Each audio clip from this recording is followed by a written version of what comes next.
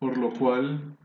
la primera recomendación es que debemos pensar en un diagnóstico y una nivelación para el regreso presencial a las aulas, tener preparadas unas estrategias, las actividades, evaluaciones diagnósticas que nos permitan determinar el nivel de desempeño de los estudiantes en las diferentes áreas, ver cómo están los aprendizajes del año pasado, los que estaban programados, planeados para este año, para que cuando ya estemos en alternancia o en un regreso presencial, se establezcan planes de nivelación de acuerdo a las necesidades de los estudiantes. Otro aspecto que es importante señalar, y este no está sujeto solamente a la pandemia, y es la flexibilización de los criterios de promoción. Estos pueden ser por grados, ciclos de grados o niveles educativos, es decir, podemos tener criterios de promoción para cada uno de los grados, para ciclos de grados como primero, segundo y tercero aparte, para cuarto y quinto, o para los niveles educativos, para primaria unos, para secundaria otros, para la media otro. Por lo general, los criterios de promoción solo están dados en términos de inasistencia y número de áreas reprobadas, pero pueden haber otros criterios, por ejemplo, para grado primero o segundo, pueden ser solamente atados a lectoescritura y a matemáticas, y así en los diferentes grados. Lo recomendable es que para este año tengamos especial atención a los grados de cierre de ciclos como grado quinto, grado noveno, dado que esos son los que determinan el cierre de unos aprendizajes o unas secuencias de aprendizaje. Una recomendación que es importante y que va de la mano de lo que hemos visto en las últimas experiencias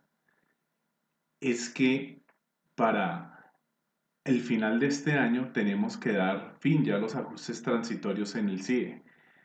Entonces, en el segundo semestre debemos analizar y determinar cuáles de estos ajustes transitorios los dejamos ya definitivos, cuáles consideramos que deben continuar, otros que debemos actualizarlos, otros que ya no deben ser.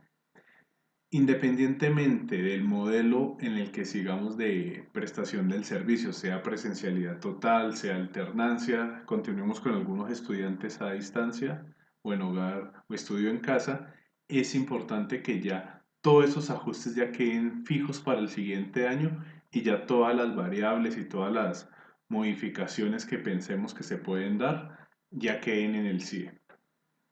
Asimismo, es importante que recordemos unas generalidades sobre el diagnóstico y la nivelación, que fue el tema de nuestro evento de abril. Para recordar, el diagnóstico siempre va a contar con una etapa de caracterización, otra que va a tener en cuenta los resultados y los desempeños de los estudiantes, y también este diagnóstico va a tener la identificación de necesidades y particularidades de los estudiantes. La caracterización tiene que estar centrada en los estudiantes, tener en cuenta sus condiciones socioeconómicas, tener en cuenta su desempeño académico y cómo es el ambiente institucional y el contexto institucional. Este diagnóstico como insumo tendrá los resultados de las evaluaciones externas y de la evaluación de aula, proceso que en el cual nos estamos centrando más, como pueden ver, en determinar estos criterios de evaluación y determinar mejor los resultados en el aula. Asimismo,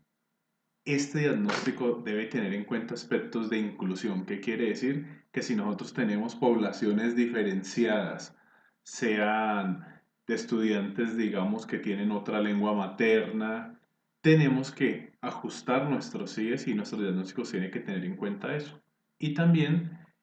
que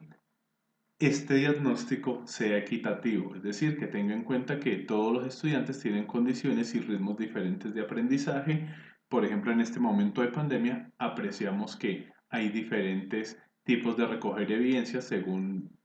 la conectividad y los recursos que tengan los estudiantes. Por último, es necesario que establezcamos la nivelación de manera grupal cuando apreciamos que hay aprendizajes que en general hay que reforzarlos, tenemos que realizar ajustes razonables a necesidades puntuales de estudiantes ligadas a temas de inclusión. No solamente es discapacidad, hay muchos más ajustes razonables que debemos hacer. Como les decía ahorita, un ejemplo claro es estudiantes que tienen otra lengua materna que no es el español, caso de comunidades indígenas, estudiantes que tienen ritmos de aprendizaje diferentes. Asimismo, esta nivelación debe establecer un seguimiento, unos parámetros claros de cuándo recoger evidencias, cuándo retroalimentar y cuándo es necesario establecer intervenciones a los estudiantes, llámese estas intervenciones estrategias puntuales para cuál trabajar individualmente.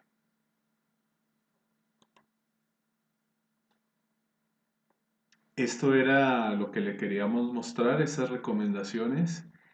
y muchas gracias.